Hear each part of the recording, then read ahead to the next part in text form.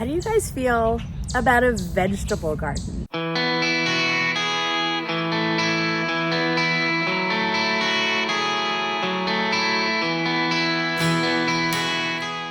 I want to put in some raised beds this year. Obviously that means I have to also build a fence because the deer just go ham on our yard. But I am planning to put a few raised beds on either side of the shed. I want the shed to be sort of the backdrop. Also send me all of your green thumb good wishes. This will be a first. I thought about building raised beds from scratch, but honestly, the thought of bringing in all that wood was not only really expensive, but that's just really heavy. And I don't know how well it lasts. So if the wood lasts for a year or two and these last forever, it felt like it was just worth the maybe added expense to get something that was like this. So lightweight, and I could just assemble it. And honestly, I think I like the look a lot more. I think I mentioned earlier, I have planted a garden approximately once. And honestly, it did pretty well until we went away on vacation and the deer found it and ate everything down to the stalk. So I'm kind of excited. My issue with gardens is that I forget to harvest. So I'm trying to plant things that we will use on a daily basis that I won't forget about. So I have a few ideas for plants that I think will get eaten. Things like tomatoes. I want to have one bed that's only for flowers. I love the idea of having a cutting garden. And then other things like cucumbers. My son learned how to make pickles last year, and homemade pickles are so easy and so delicious. So I'm excited about a giant cucumber crop, but who knows?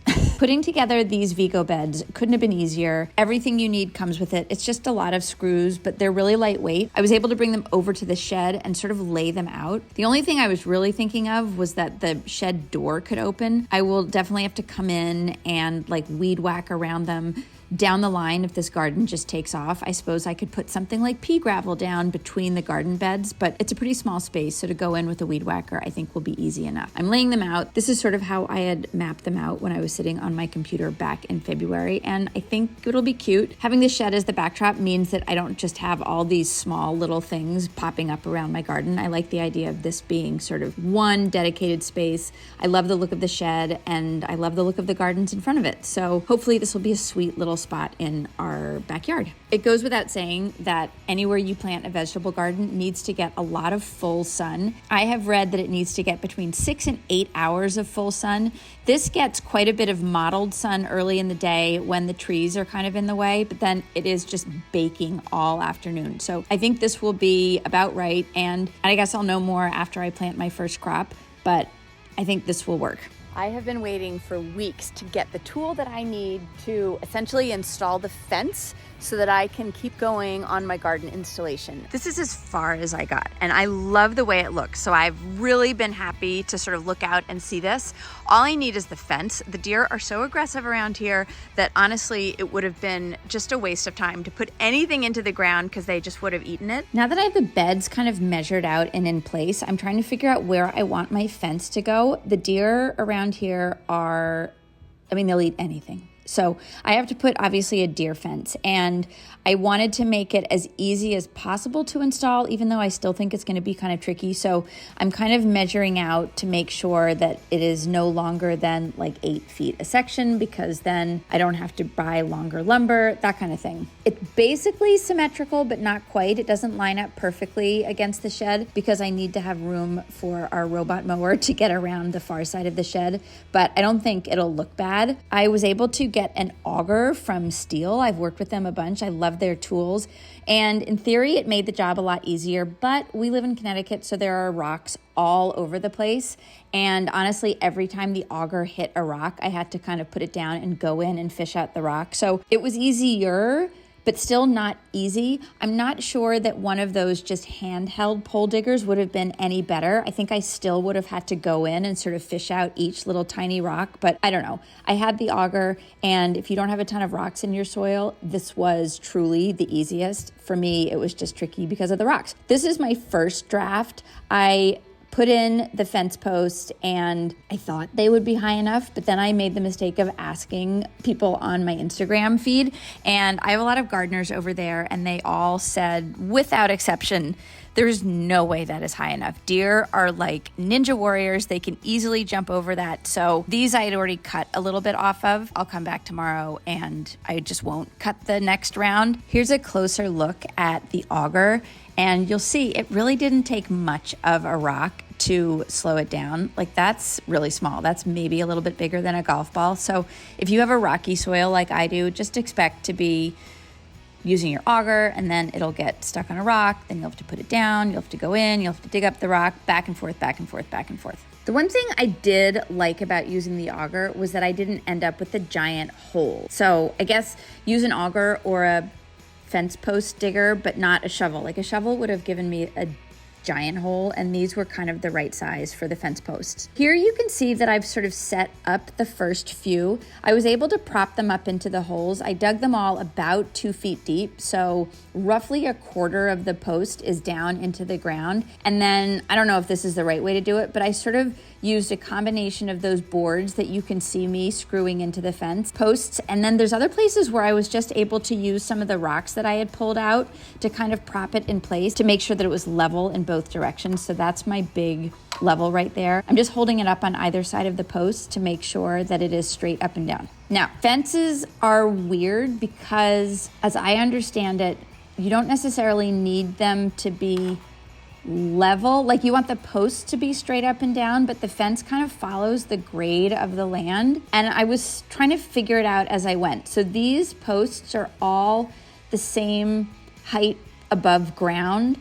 And in hindsight, that probably wasn't the best way to do it. Like, in hindsight, I probably should have made the top of the fence posts level, which means that they're all going to be a slightly different height off of the ground. Luckily, the ground here is pretty straight, so the discrepancy of an inch or two, your eye just doesn't pick up on. So this is still when I was measuring above ground to make sure that they were all the same height. And I just put in a little bit of quick dry cement, and then I activated it with my hose. I used, I don't know if that's a paint stirrer or just one of the stakes from the ground, to sort of stir it around just to get the water in there. And then I just repeated. So I would put a little cement, add some water, stir it up, so on and so forth. And that seemed to lock them in place. These are pretty small fences and they're not going to do a lot of heavy lifting. So honestly, I'm not too worried about how I set them in place, but they're set. So I feel good about that. These are the posts, and as you can see, there's a lot of them. So I was really happy that I didn't have to cut them first, because that's just a lot of extra work. I am using pressure treated wood for everything on this fence. I probably should have said that to start with, but that will hopefully keep it from rotting. Once the posts were set up, I went back in to add the cross beams.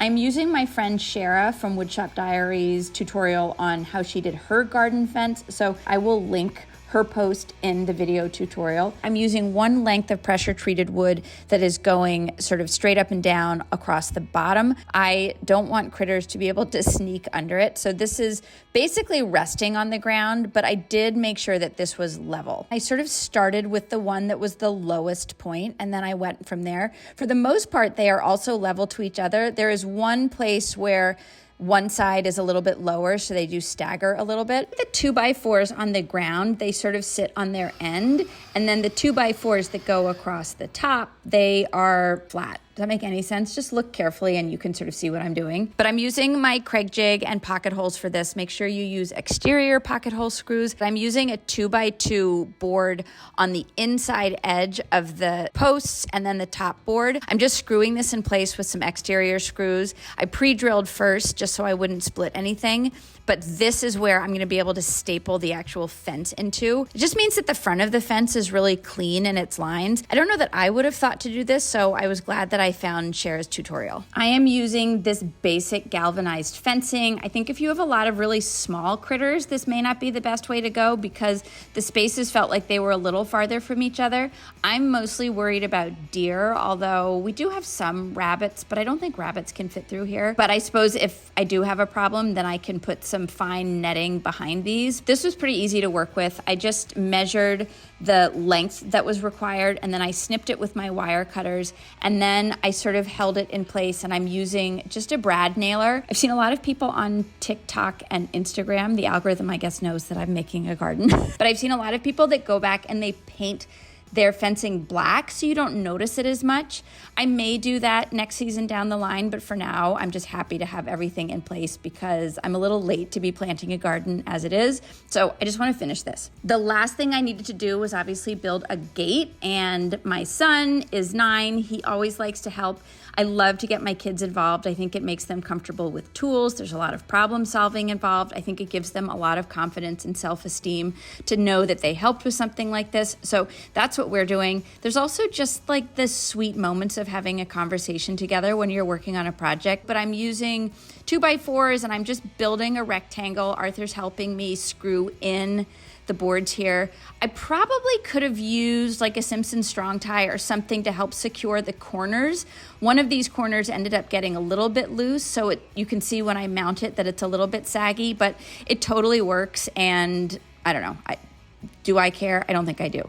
This is us just making sure that the frame we built is going to fit between those posts. That side has like well, we have to hinge it, but does that look okay? It fits. Yep. And then I'm going to do the same thing. I'm going to go in and we're going to cut some 2x2 and we're going to screw those in place on the inside edge.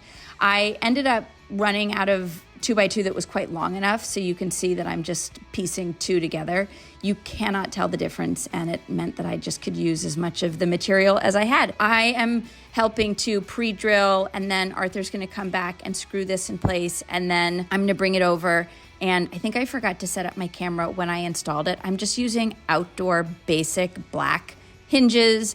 There wasn't any magic to this. And then I'm tacking the fencing in place with my brad nailer. I am using just a basic latch. So yeah, here I am just putting it together and it looks great. It's super easy. There's not a lot of people that are going to be in here, honestly, so I wasn't worried about having anything too fancy. So I just went with basic, inexpensive black gate hardware, and there it is. All right, now it's finally time to get this garden filled and planted. I think I mentioned I'm a little late to get on this. I was waiting on that auger. So in Connecticut, you typically want to get plants in the ground kind of the early middle of May, and I'm doing this about the beginning of June. So thankfully we have warm weather well into the fall, so I think my harvest season will just be a little bit later than some. But next year, I'd love to get this all done earlier. So I didn't waste a ton of soil, which is expensive. I filled the bottom half of my beds with basically yard debris. I went into the woods and I got a lot of sticks and twigs, and then I layered on top of that some leaves. Any sort of debris like that works. And then I should have done this from the beginning. I should have put those paper bags down before I even started, but I just did it at this point, and honestly, I think it just helped the dirt stay in place so it didn't filter down through the leaves and the sticks. But I don't know, if my garden doesn't grow, that is one thing that may be the problem. Like maybe I don't have enough soil above the paper bags. I mean, there's a good 8 inches, I would say, once I finished filling it in, but I don't know. I'm sort of learning as I go. I'm using a combination of organic dirt and organic soil. My nursery had run out of the raised bed soil, but that should be good, strong soil, which is, as I understand it, a really important foundation for these raised beds. There's a couple arbors that are in place on the back beds. These are really inexpensive. I got them on Amazon, so I don't want to recommend them yet. I used some rebar down into the ground just to make sure that there's a little bit of support on the inside. And I'm hoping that my cucumbers, my peas, and my beans may crawl up and over those. I thought that would be pretty, but again, I'm not going to endorse them until any of those things happen. But I'm planting, I think those are cucumbers right there, so we can make our pickles. And then that bed, I planted some shishito peppers, which I'm crazy about. I don't know if those will do well. And then I did some full-size tomatoes, some cherry tomatoes. I planted some nasturtium just because I wanted to have some flowers and some pollinators sort of mixed in with my vegetables. I've also heard nasturtiums will take over, so I'm honestly not mad about that if it happens. That's my cutting bed right there. I did some zinnia, which I'm crazy about. I think I have some cosmos and some phlox. Next year, I may start some flowers from seed, but this year I was using all seedlings just because I was late. But I love the idea of having flowers that the deer won't eat. So that's what's going in there. And I mean, listen, they've been in there for an hour and they look great. So come speak to me later. Those are my cherry tomatoes. And I don't really know much about anything. I'm learning as we go. This was a fun last minute detail. I had these solar lights left over from another project, so I'm adding them to not only finish off the top of the posts, but people scared me about the deer, and I figured the lights would visually give them a little bit more of a deterrent. I really don't think a deer is going to jump into this. That just feels crazy to me, but the lights are a pretty detail. And because they are solar powered, I was able to mount the solar panel. You can see it on that back post.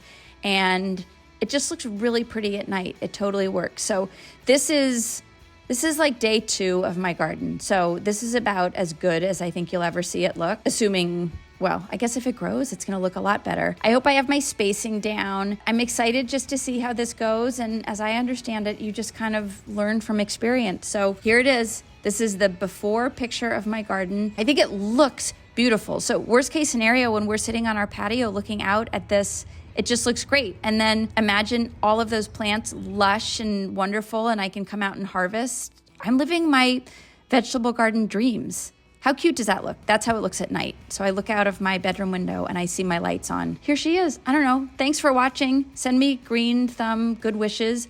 Leave me any gardening tips you have in the comments. I love hearing from expert gardeners, things that you've learned. But yeah, there's my garden. There you have it. Thanks for watching, guys.